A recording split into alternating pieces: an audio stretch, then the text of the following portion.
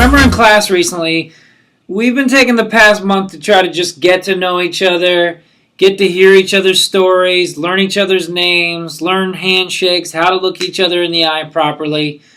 All the things to start developing our leadership skills.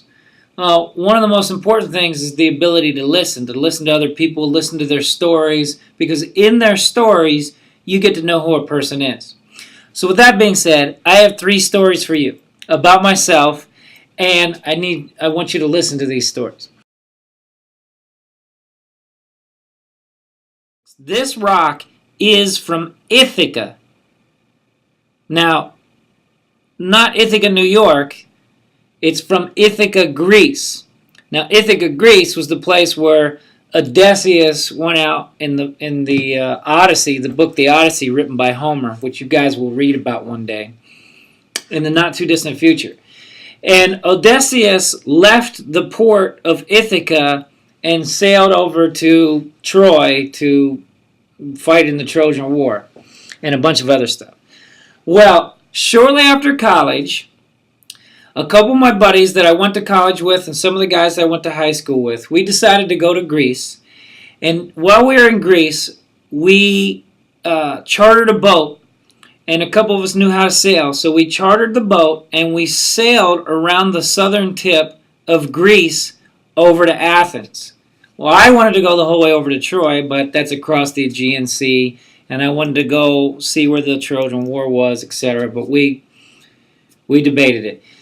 But during that trip around the southern part of Greece, we got deferred because of a storm coming in, so we had to take harbor in this port on the island of Crete. Now, on the island of Crete, we stayed there for about 2 nights till the storm passed over. And one night, after the first night when the storm passed over, we decided to stay in Crete because they were having a big festival. And the big festival was where they released the bulls at the one end of town. They went through the town and down into an arena where they did bullfighting at the end of the day. But the locals would get out in front of the bulls, run down through the town, and they invited all the people, tourists and everything, which we were at the time, to run with these bulls down through town. So, being crazy like we were, fresh out of college, thinking that we had the whole world in front of us, we jumped into this mash and started running down the street with these bulls. Had a couple close calls. It was kind of silly and goofy, but it was one of those experiences that I didn't have necessarily on a bucket list, and I didn't expect to do, but we ended up doing it. 2 days later, we got back on the boat, sailed over to Athens, which was another day's journey, and then we flew back to the United States from Athens. The second story is around this Pepsi bottle. And this Pepsi bottle brings back memories from when I was a boy growing up in Pennsylvania, and my grandfather would take us down to the corner store and buy a bottle of cold Pepsi. We'd also get some Hershey's ice cream too. And oftentimes when we'd come back from the corner store, there was a little brook that ran down into the creek.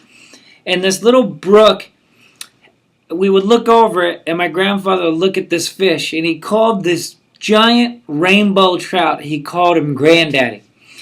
And we would always walk by there, look down at Granddaddy, and my grandfather was just fascinated with this fish. And I asked him one day, I said, Pap, why don't you like that fish, you're a good fisherman, why don't you get that fish? And he said, he said, grandson, I don't know exactly what he called me, but he said, some fish aren't meant to be caught. And so I thought about that, and I went back to the house. When he took a nap, I went across the street, got my friend Tommy to join me, and we went down to the brook.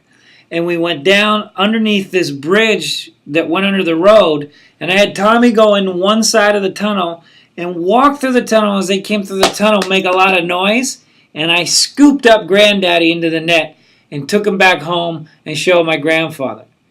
And when my grandfather woke up from his nap, I said, Pap, look, I caught Granddaddy. And he looked in and he said, boy, what have you done? Now, I'm sure he said, boy, what have you done? And he gave me a swift boot to the behind, if you know what I mean, and made me take the fish back to the brook. The third story is a photo that I have, and it's from the 2001 World Series. And the 2001 World Series featured the New York Yankees, which is my team, the New York Yankees versus the Arizona Diamondbacks. And this was shortly after the events of September 11th. I flew back to meet my buddy who worked in New York City. He got us tickets to see the Yankees Game 5 of the World Series. Traveled the whole way across the country. The Yankees were losing 2-0 the entire game and about ready to go down 3-2 in the series. When Scott Brooks came to the plate with a runner on second base, I think it was second base. There was a runner on base, and he hit a home run into the stands about 10 to 15 feet from where my buddy and I were sitting. And it was mayhem. We were going crazy. The Yankees win. The Yankees win. Actually, they tied the game, and then in the 12th inning, the Yankees came back and won the game after being down 2-0 with 2 outs in the bottom of the ninth.